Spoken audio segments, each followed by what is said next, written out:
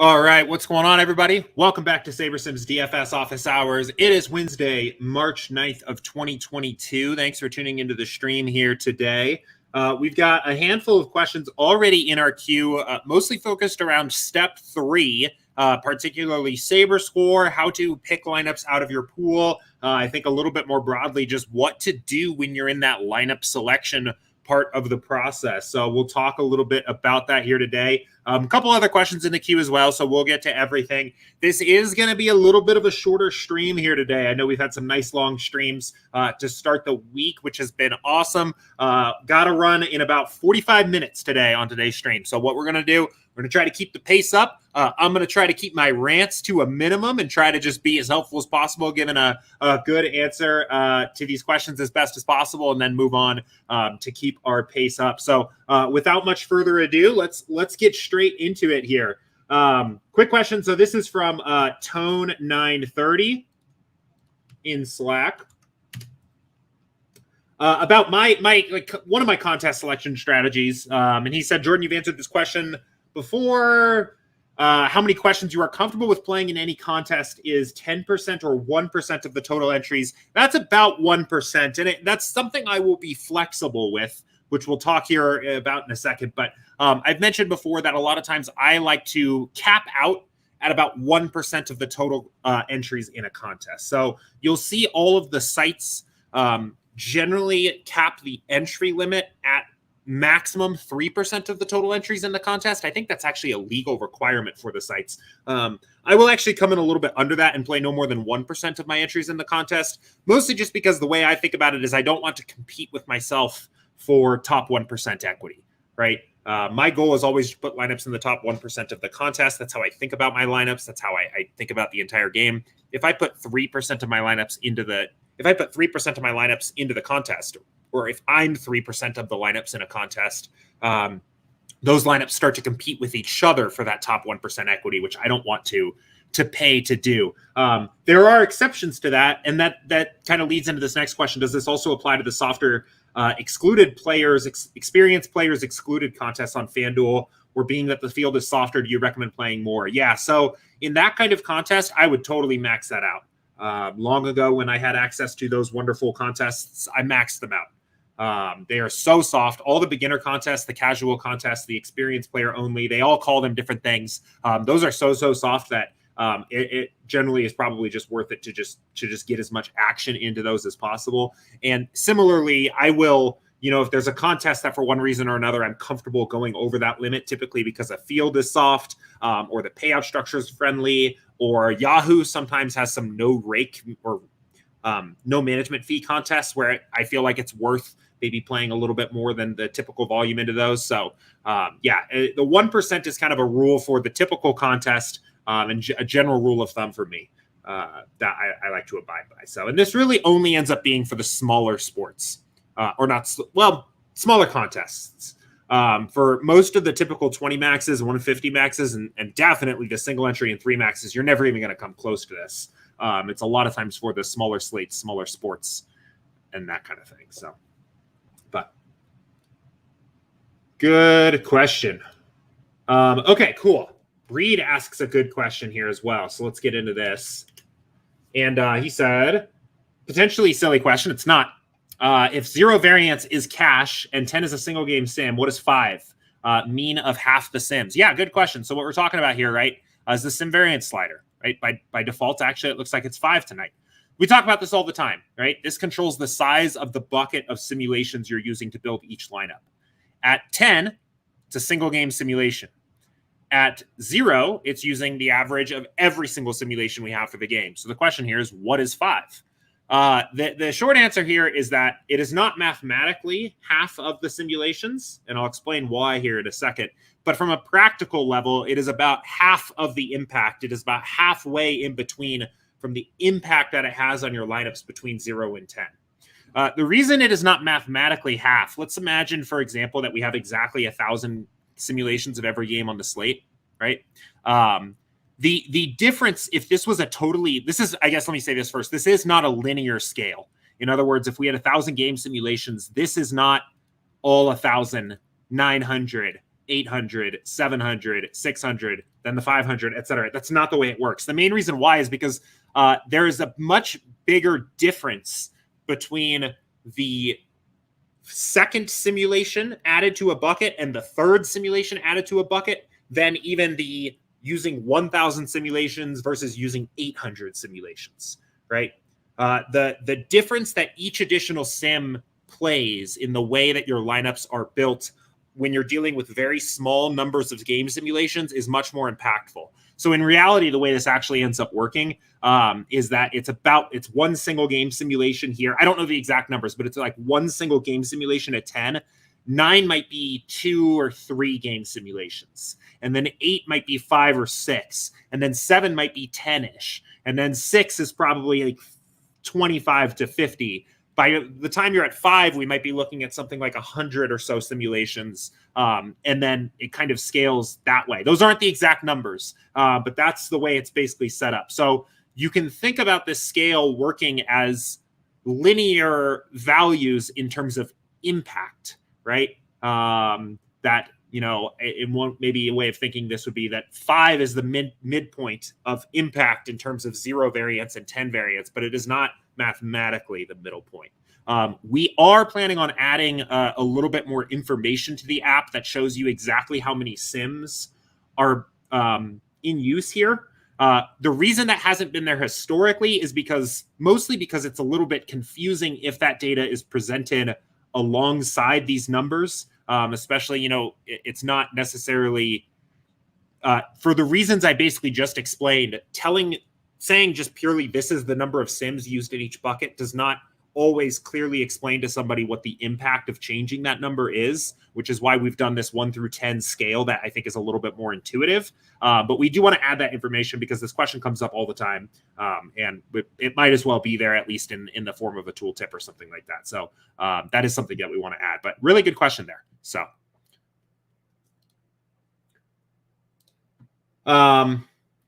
okay. So this brings us to, I would say there is a series of there is a series of 3 different questions here that all are about step 3 and SaberScore. So actually, as a matter of fact, let's build some lineups and get this going here. So I'm going to tackle these kind of one by one, I guess, in order, but I think we're going to answer these questions kind of all as a set here. So this question here is from Jason. This will be the first one here. And he said, when I fill my entries, my number 1 lineup is never the lineup used in my single entries. I fill using rank. Am I doing something wrong? So actually, first off with this, there's really 2 things, and I might be misunderstanding the question.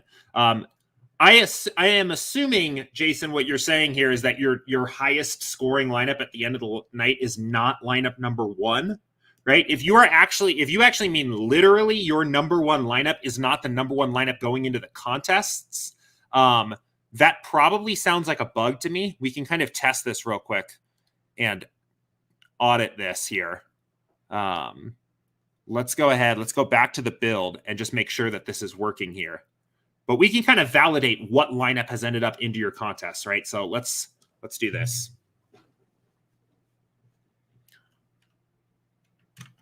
So first off here, I'm going to grab a screenshot of this lineup so I remember what it is. Okay, so we've got that lineup, and then let's go use fill by rank method here in the entry editor and make sure that this lineup is going in. Okay, so now we use the rank fill. And if we remove our 20 maxes, we should see that this lineup is the one we screenshotted. And it is. Let's see. I lost my screenshot, actually. Let me make sure here. Let me double check that.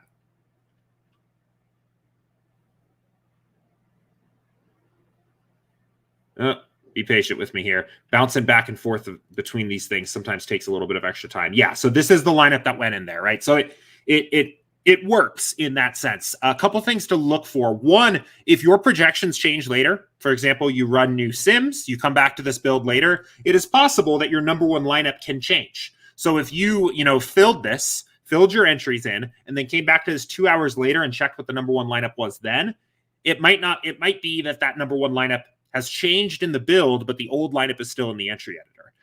Your lineup sets will always be saved up here. So if we do come back 2 hours later and we want to see what the number one lineup was when we originally ran this build, we can swap back to one of these lineup sets here.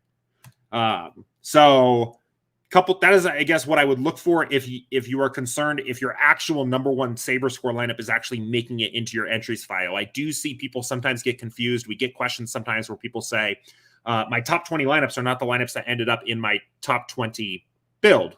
And that's why, right? The top 20 lineups that may show up when you return to a build later may be different than what the top 20 were when you originally used it to fill your entries file. So that's one thing to look for. But I have a feeling, my gut is telling me that this question is actually a little bit more about the actual scores. And I think that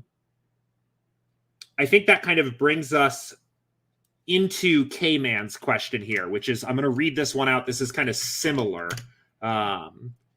So we'll read this one out and kind of transition and talk a little bit about this. So K-Man said, when running 500 lineups with the same process for the past 2 days for NBA, I'm getting really good scores. Sweet. Is there a really good way of selecting 20 or so lineups out of the 500 for a 20 max? I mostly do 20 to 40 lineups a night. Since researching, it seems that the highest actual score the past 2 days have come from a SaberScore around 97. It seems I found a good process, but I'm limited on how many lineups I enter into contests. Yeah, so a few notes on this. So first of all, another very common question we will get from people sometimes is, I've been doing my back testing. I've been reviewing my actual scores, and I always find that my highest scoring lineup does not come from my top 20, or my number one lineup is not my highest scoring, right? Which may be what Jason was referring to as well. How can I find that lineup? So a couple notes on that. First of all, it is essentially to be expected that your number one or even your top 20 lineups out of your entire pool is not going to contain the highest overall scoring lineup on any given night. And the reason why is you are just comparing totally different sample sizes there, right? If you take a bucket of 20 lineups and compare them to a bucket of 480 lineups, the odds are that the 480 lineup bucket is going to have the highest scoring lineup in it, just because it has way more chances to be that highest scoring lineup. You're comparing 20 to 480. What SaberScore is SaberScore is our attempt to quantify the expected value or the profitability of each lineup in your pool if we played out this slate an infinite number of times, 10,000 times, right? Maybe infinite is a little bit don't want to be grappling with the concept of infinity here on this Wednesday afternoon. So let's say 10,000, right?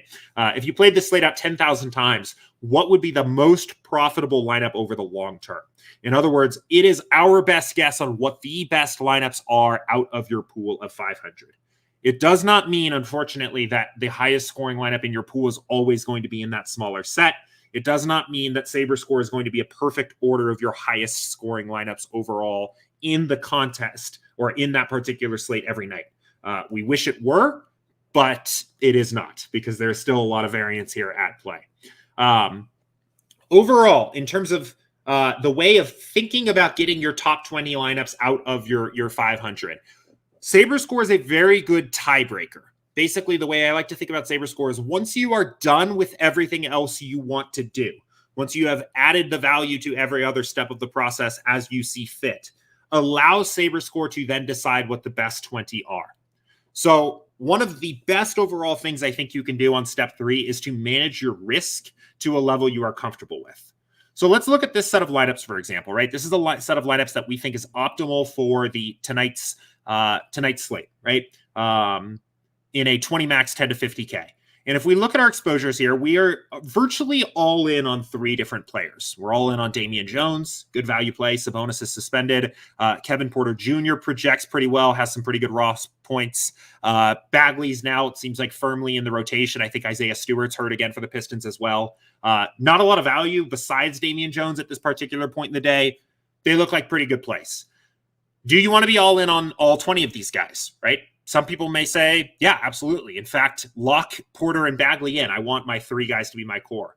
Others may say this is too much risk. I'm not comfortable being this far invested into these 3 players across all 20 of my lineups. Let's assume we wanted to manage our risk down a little bit. Let's assume that this was a little too risky of a stance for us. And we start setting some max exposures, right?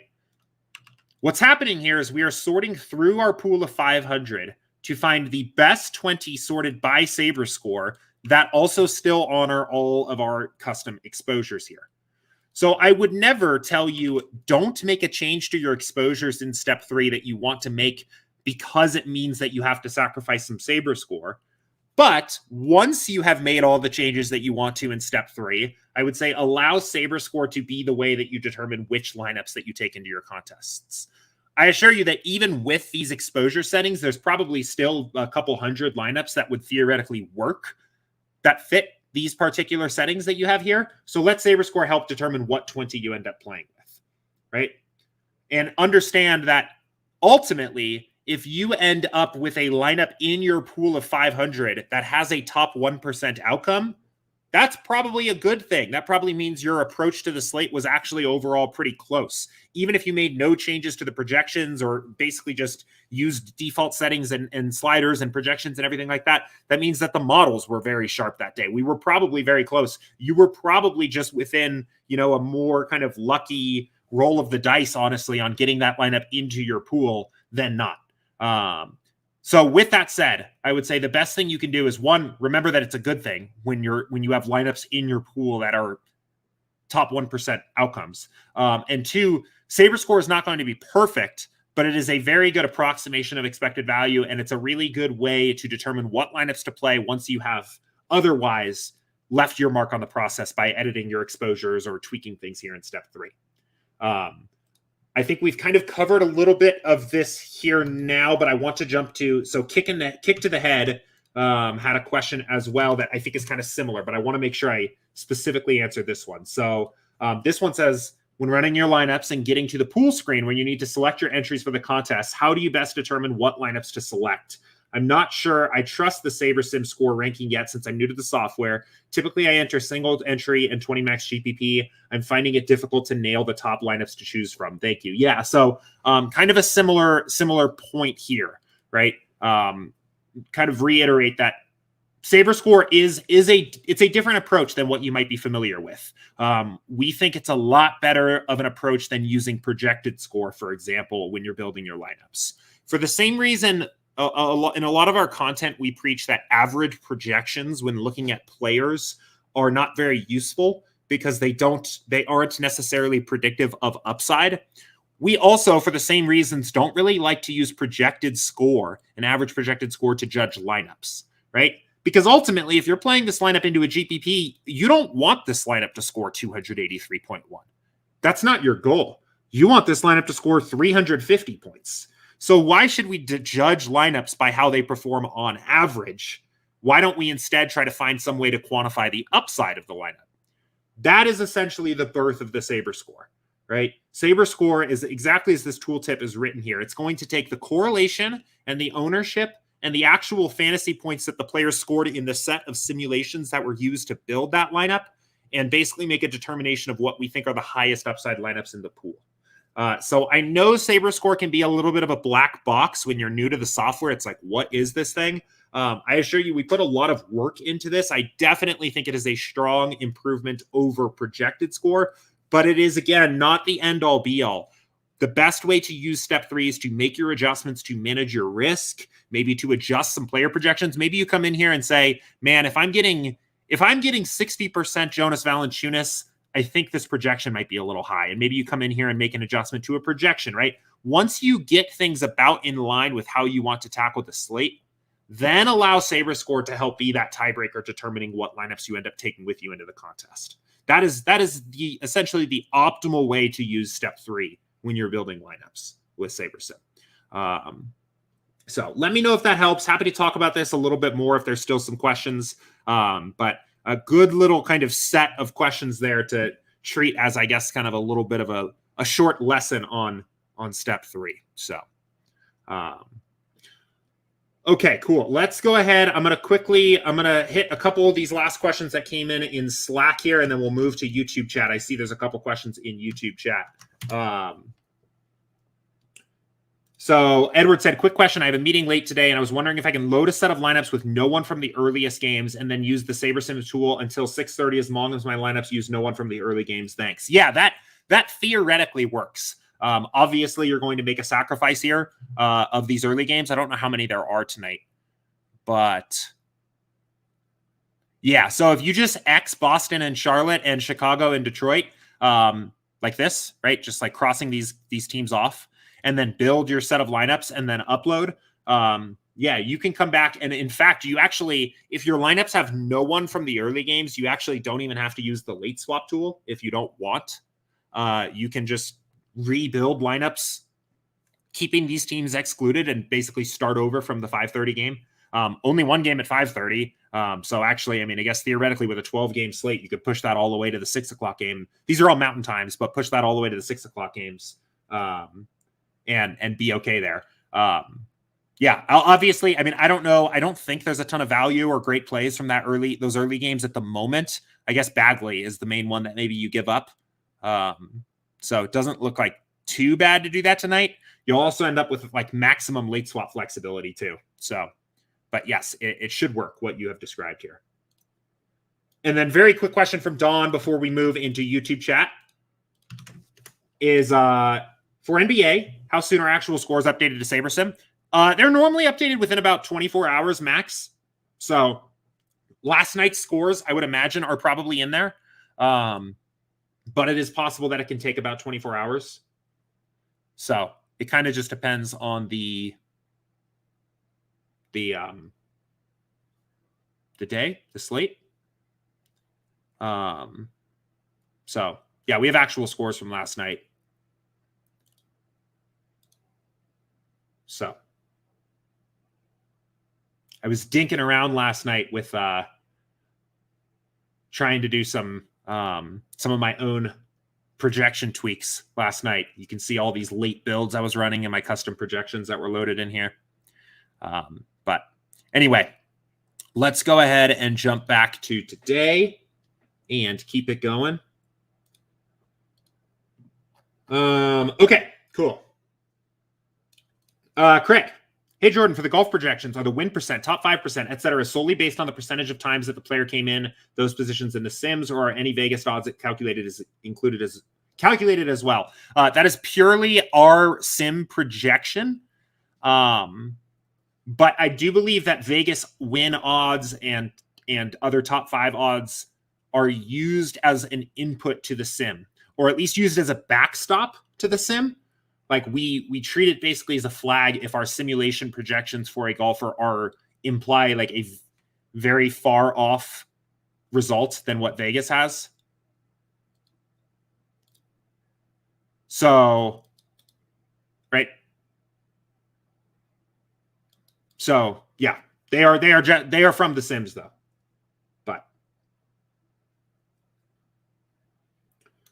Okay, and then Craig also said, in terms of selecting lineups, not sure if this helps everyone, but I've been using the unique random setting to fill my lineups so they don't have any bias what goes into which contest. Yeah, I think that's a really strong approach, and that's basically our official recommendation for people is to rely on that unique fill.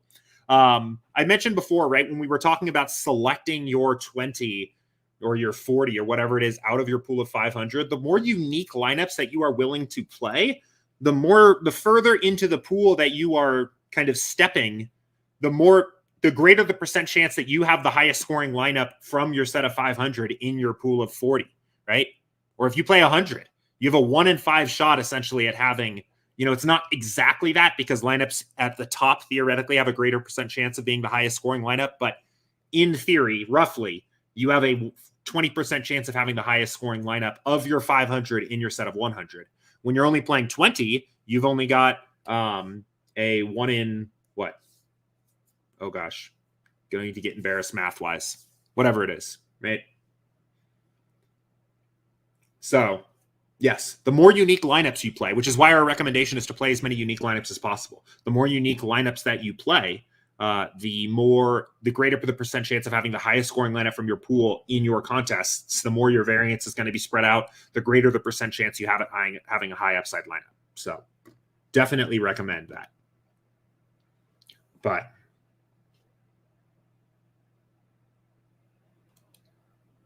Craig said, I generally build 175 to 200 lineups, 150 in the mini-max, 20 into the 4-point play, 20 into the end one. I'll enter uniques into all those contests. Then all my other satellites and single entry contests, I'll use the same pool of lineups and enter unique random so that I mainly have unique lineups into all these secondary contests and satellites. I love that. It's a great strategy. I like it. As long as, again, I mean, as long as you are comfortable with, you are basically allowing some additional variance into your process of what contest the best lineup ends up in, and saying, you know, if it's in the mini-max and I bink the mini-max and it could have by pure luck been into the 4-point play, I'm okay with that because doing it this way allowed me to have that lineup at all. That's like basically you are adding a little bit of additional variance in terms of what contest the lineup ends up in, but you are smoothing out your variance in the long run by playing more lineups. This is essentially exactly what we recommend people do. I think I a lot of times use rank fill, which is kind of a personal choice I have made to double down on lineups that are at the top of my SaberScore rankings, right? There's a perfectly fine argument to doing that, but in general, we recommend building a unique lineup for each contest you're playing. And I like this idea if you're playing satellites and single entries and other things like that to just fill a unique lineup into each of those as well. So Kick to the Head said, Craig, where do you see the unique random? It's one of the fill types here for our entry editor, right? So I guess if we were to demo this, so I have 45 entries on DraftKings tonight at the moment. So if we had wanted to do a unique lineup and randomly fill into each of our contests, what we would do here is go have a 45 lineup build. So we have 45 lineups here. And we'll take this over here. And now we can use the unique random fill. And what is going to happen here, I see Don asked a question, how does the unique random work? It is basically it is the old unique fill. It's just recently been changed. Its name has been changed. All it is doing is it is taking from our set of 45 lineups, it's putting a unique random lineup into each of my 45 entries tonight. So every contest is getting a unique lineup. It is in contrast to the unique rank. So for example, we could change this and sort by buy-in, right? And fill with the unique rank. And what this is going to do is this is going to say SaberScore number 1 goes into this contest. SaberScore 2 goes into this one. 3, 4, 5, 20 or 6 through 26, and then 20, whatever. Man, whatever. I'm all messed up on the math sides of things today, but you get the idea, right? That one's filling uniquely in order of the way that the contests are sorted. The main reason why that we added these is that some people want to have some control over what SaberScore lineups go into what contests, which is great and understandable. Other people don't, right? If you've made a lot of edits to exposures, a lot of the players that you forced exposure to are going to be at the bottom of your SaberScores. And a lot of the players you limited exposure from are going to be overwhelmingly concentrated to your top SaberScores, right? If you were making a lot of adjustments to exposures, you might prefer unique random as opposed to unique rank so that your contests kind of get filled randomly with all of your different lineups. If you are not making adjustments to exposures, or if you really are trusting the SaberScore ordinal ranking of your lineups, right, for one reason or another, it might make more sense to fill with the unique rank fill method. So Craig said, in response to the contest thing, I don't fill the quarter jukebox or the cheaper entry contest in the same bucket as my mini-max, et cetera, as I don't want my best lineup going into there instead of a higher dollar contest. Yeah, I think that's a fine approach. I think that's great. So.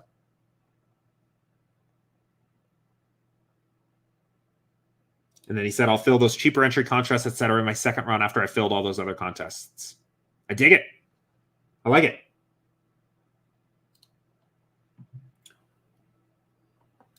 Yes. So Brad says, so recommendation is to unique random fill. Yes. Our kind of baseline recommendation of best practice with the entry editor and filling your contest would be to put a random unique lineup from your pool into each contest you are playing.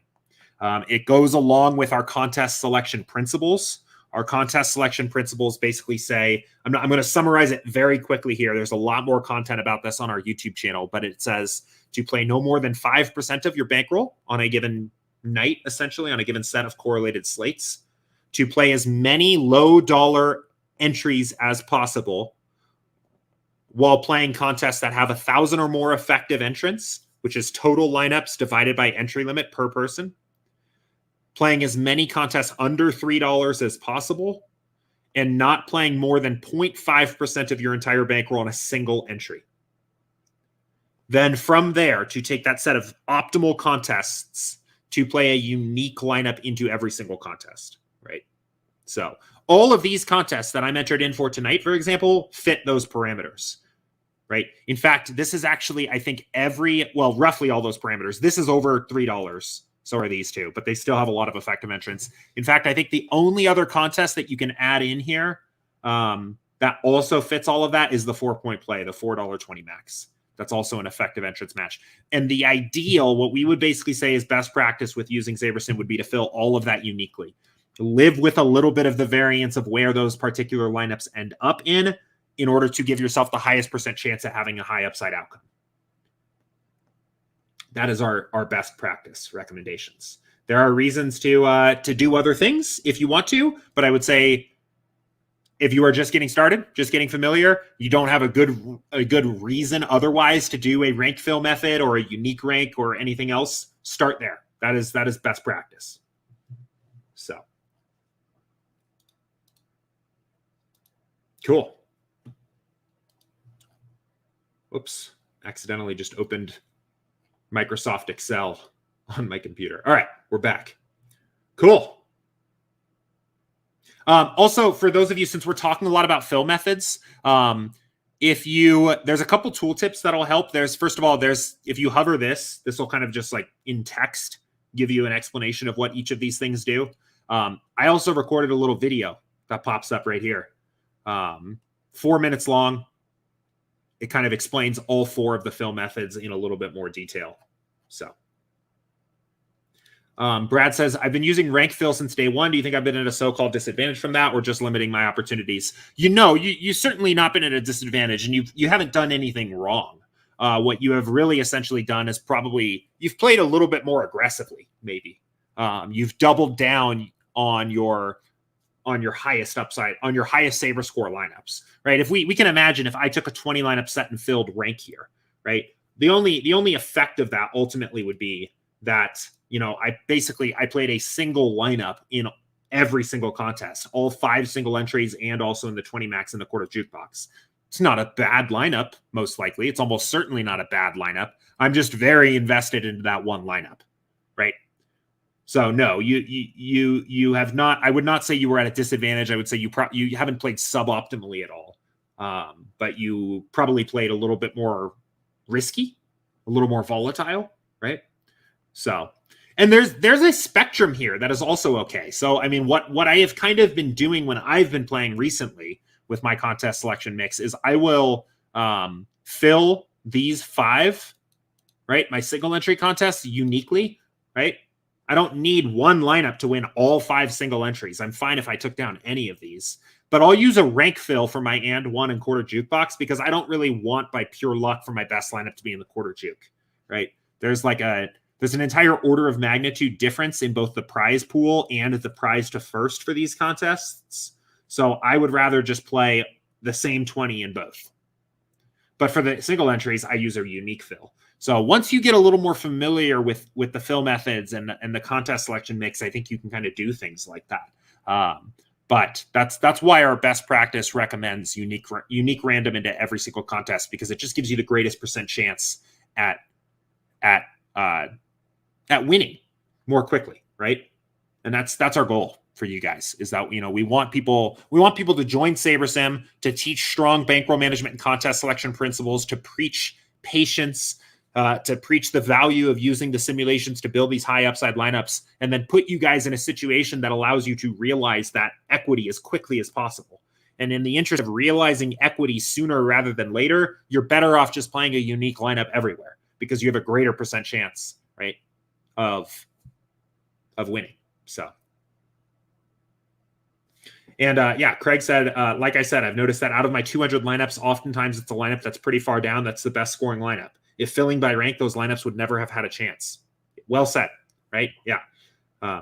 So that is well said.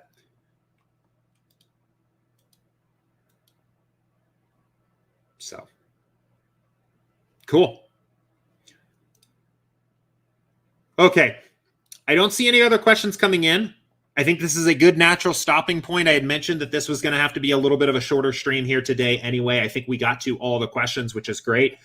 Nice little stream today. Short and sweet, kind of succinct. We talked a lot about step 3, SaberScore, filling your lineups, how to manage your risk, how to best select your lineups there on step 3, and then also the entry editor. The best ways to get your lineups into your contests, how to use some of these fill methods, best practice here. I think we had a good little office hours here today. So as always, I said that in a weird way. As always, we'll be right back again here tomorrow, Thursday, 2 p.m. Eastern. Should have more of a kind of a typical length stream here tomorrow. I appreciate you guys being flexible with a little bit of a shorter stream here today. So good luck in tonight's enormous 12-game slate tonight. Should be fun. Should be chaos. I think it will be. Tomorrow, just 2 games. I don't know if it's like a St. Patrick's Day thing or what is going on there, but just 2 NBA games tomorrow. If you're playing golf DFS for the players, good luck. Enjoy. Kind of our fifth major, sort of, right, this week. There's a millie out there on TK, so hope to see you guys up at the top of that if you are interested in playing a contest like that. But anyway, see you guys tomorrow. Take care.